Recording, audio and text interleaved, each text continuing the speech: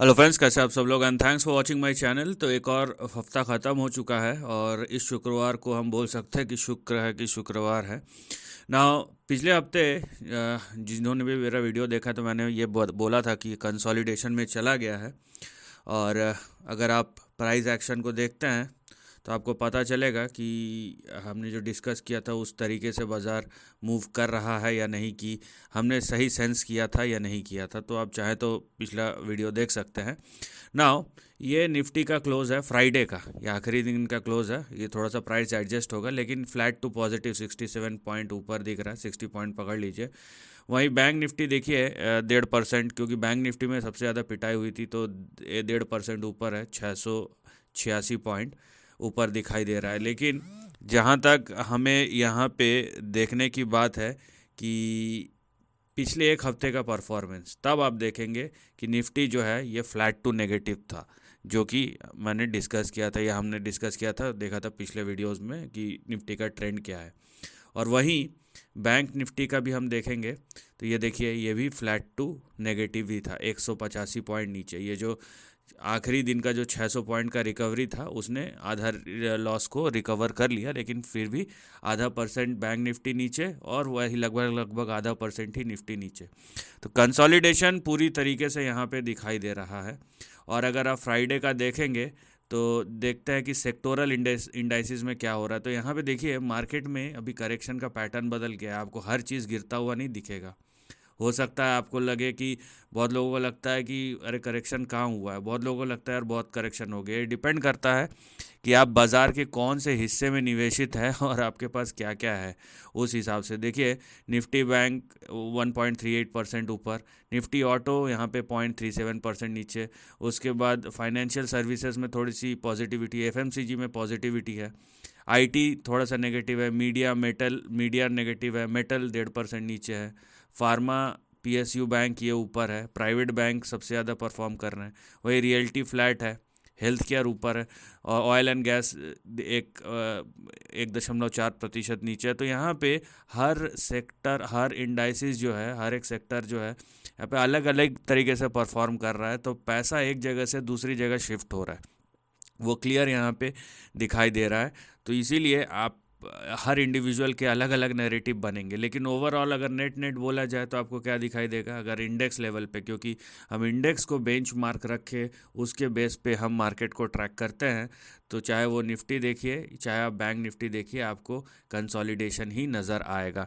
तो इस बेस पे, और चार्ट दिखाऊं उससे पहले हम क्या करेंगे, हम निफ्टी का ऑप्शन चेन भी देख लेते हैं। तो यहाँ से हमको दिखेगा कि हो क्या रहा है, क्योंकि डेटा यहाँ से हमको जो दिखेगा वो आपको बताएगा कि यहाँ पे एक्चुअल में माहौल क्या है। तो जैसे देखिए 21,785 का यहाँ पे क्लोजिंग दिखाई दे रहा है, 21,785 का, ये 780 के आसपास का क्लोज दिखाई दे रहा है।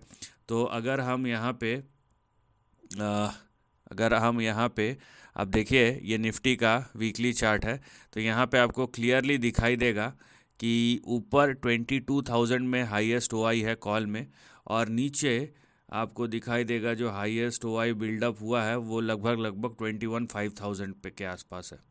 तो यहाँ पे ये जो 500 पॉइंट का रेंज है बैंक निफ्टी में, 21,500 से लेके 22,000, वहीं पे आपको ज़्यादा डेवलपमेंट दिखाई दे रहा है। और ये डेटा मंडे को फर्दर एडजस्ट होगा, मंडे को आपको ज़्यादा क्लैरिटी आएगी।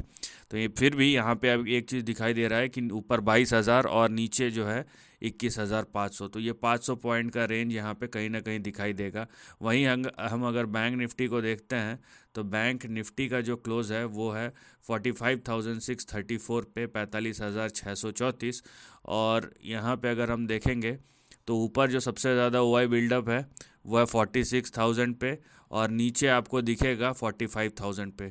तो एक बहुत ही कंस्ट्रेंट रेंज में, एक बहुत ही लिमिटेड रेंज में यहाँ पे दिखाई दे रहा है कि ओआई जो है बिल्डअप हो रहा है। और उस भी वजह से ये आप देख रहे हैं सब चेंज इन ओआई, जो जितने माइनस माइनस या प्रीमियम्स जो है, आप खासकर देखिए कि प्रीमियम की किस तरह दोनों साइड से, एक साइड प्रीमियम बहुत तेज़ी से बढ़ रहा है, एक साइड में प्रीमियम बहुत तेज़ी से गिर रहा है। तो यहाँ पे एक लिमिटेड रेंज में पूरा का पूरा प्रीमियम जो है वो गायब हो जाता है, चले जाता है, ज़ीरो के आसपास चले जाता है। और इसीलिए मैंने मोस्ट स्पेसिफिकली कहा था कि अगर आप प्रोफेशनल नहीं हैं तो इन बाज़ारों से आप दूर रहिए, क्योंकि ये बाज़ार प्रोफेशनल्स का है, आपका नहीं है। अदरवाइज़ आपको बड़े लॉसेस उठाने पड़ेंगे इस बाज़ार में। और अगर आप नाइव है, आपको अगर पता नहीं है फ्यूचर ऑप्शन का, खासकर ऑप्शन का, और अगर आप ऐसे बाज़ार में बाइंग ऑप्शन कॉल या पुट बाई करते हैं, तो आप कॉल बाई कीजिए या पुट बाई कीजिए, आपको दोनों तरीके से पिटाई होना आपका यहाँ पे गारंटीड है। क्योंकि ये बिग प्लेयर्स का गेम है। जब कंसोलिडेशन में बाज़ार जाता है तब ऑप्शन राइटर कमाते हैं। मैं यह बात बहुत बार बोल चुका हूँ, और ये बात एक बहुत ही थियोरिटिकल बात है, एक ऐसा थियोरिटिकल कॉन्सेप्ट है जो प्रैक्टिकली हर बार प्रूव होता है कि बाज़ार कंसोलिडेशन में गया तो जिनको नहीं आता है फ्यूचर एंड ऑप्शन वो दूर रहें, है ना। ये बाज़ार उनके लिए नहीं है। फ़िलहाल जो निफ्टी में जो ट्रेंड यहाँ पे डेवलप हो रहा है, देखिए ट्रेंड डेवलप होगा, लाइंस बदलेंगे। आप कोई बोलेगा कि पिछले बार तो आपने सीधा लाइन खींचा था, अभी ऐसे कैसे।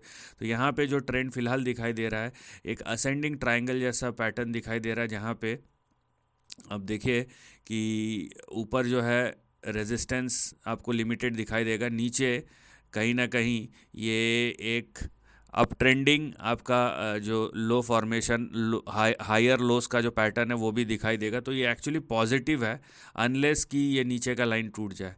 तो फिलहाल कंसोलिडेशन निफ्टी में आपको कंटिन्यू होता हुआ बहुत ही क्लियरली नज़र आएगा, जहाँ पे आपका ऊपर रेजिस्टेंस है 22,156 का। तो अगर आप अपसाइड की तरफ है तो 22,156 के ऊपर जाने दीजिए। वहीं अगर आप नीचे सपोर्ट ढूंढ रहे हैं तो 21,266 जो है यहाँ पे आपको नीचे सपोर्ट दिखाई देगा। लेकिन अगर इस लाइन के नीचे चले जाएगा तो बड़ा प्रॉब्लम शुरू होगा। यहाँ पे इस लाइन के नीचे चला जाएगा तो यहाँ पे देखिए बड़ा प्रॉब्लम शुरू हो जाएगा। तो इसीलिए बेटर है कि या तो आप रेंज को अवॉइड करें या एक्सपेंशन होने दें रेंज के बाहर। और अगर आप प्रोफेशनल है तो जाहिर सी बात है आपको ज़रूरत ही नहीं है मेरी या मेरे एडवाइस की। तो निफ्टी आप देखिए क्लियर कट यहाँ पे आपको निफ्टी में कंसोलिडेशन दिखाई देगा, और ये कंसोलिडेशन लगभग कंटिन्यू होता हुआ दिखाई दे रहा है। इसमें कोई दो राय वाली बात नहीं है। या तो फिर एक्सपैंड हो जाए, दो आपके पास रेजिस्टेंस और सपोर्ट दोनों अवेलेबल है। वहीं हम अगर बैंक निफ्टी को देखते हैं, बैंक निफ्टी में प्रॉब्लम यह है ना कि ट्रेंड जो है वो स्टेबल नहीं हो पा रहा है। ट्रेंड बिल्कुल स्टेबल नहीं, और दोनों साइड के मूव्स जो है बहुत ज़्यादा वोलेटाइल है, और ये चला आ रहा है। आप देख रहे हैं अप साइड हो या डाउन साइड हो, बड़े मूव्स लग रहे हैं। 600 पॉइंट नीचे, फिर 900 पॉइंट ऊपर, फिर 800 पॉइंट नीचे, इस तरीके के मूव्स हो रहे हैं। तो इस तरीके की वोलेटिलिटी जहाँ रहती है, बेटर है, मैं फिर से बार बार बोल रहा हूँ कि आप सिंपल कॉल एंड पुट खरीद के सोचते हैं कि क्योंकि आपने ख़रीदा है तो ऐसा कोई मिरेकल होगा। ऐसे फालतू की चीज़ें सोचना बंद कर दीजिए, वो ज़्यादा अच्छा होगा। क्योंकि अननेसेसरी आप रिस्क ले रहे हैं और उस पर लॉस ही होंगे, उसके चांसेस ज़्यादा है।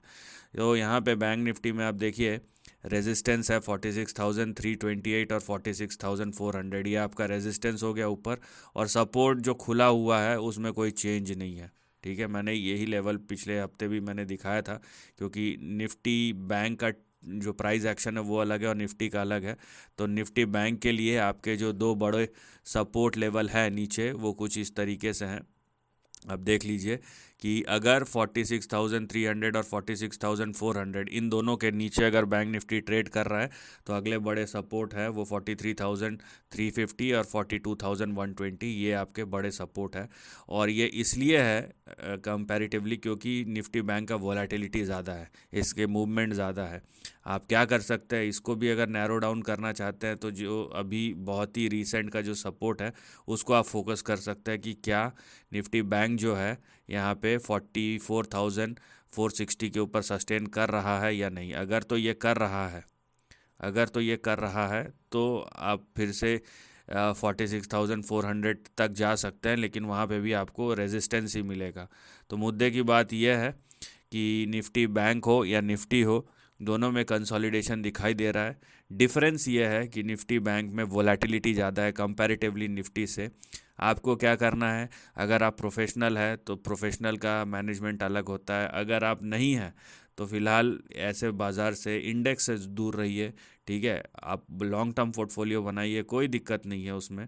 क्योंकि यहाँ पे आपको बहुत सारे शेयर्स गिरते हुए मिलेंगे अच्छे क्वालिटी के, तो उस पर रिसर्च कीजिए, उन पे देखिए, लेकिन अननेसेसरी चीज़ें मत कीजिए।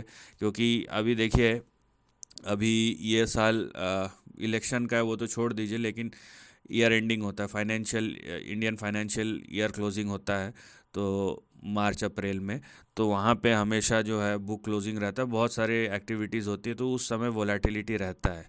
तो ये सब चीज़ें बहुत कॉमन है, ये सब चीज़ें सबको पता है। और इस टाइम पे थोड़ा सा हाथ हल्का रखना ही अच्छा है। जहाँ पे समझ में ना आए वहाँ पे आराम से बैठो भाई। और अगर ज़्यादा पैसे है तो चैरिटी पे लगा दीजिए, कोई दिक्कत नहीं, या हॉलीडे होके आइए। So this is the end of the video. Thanks for watching.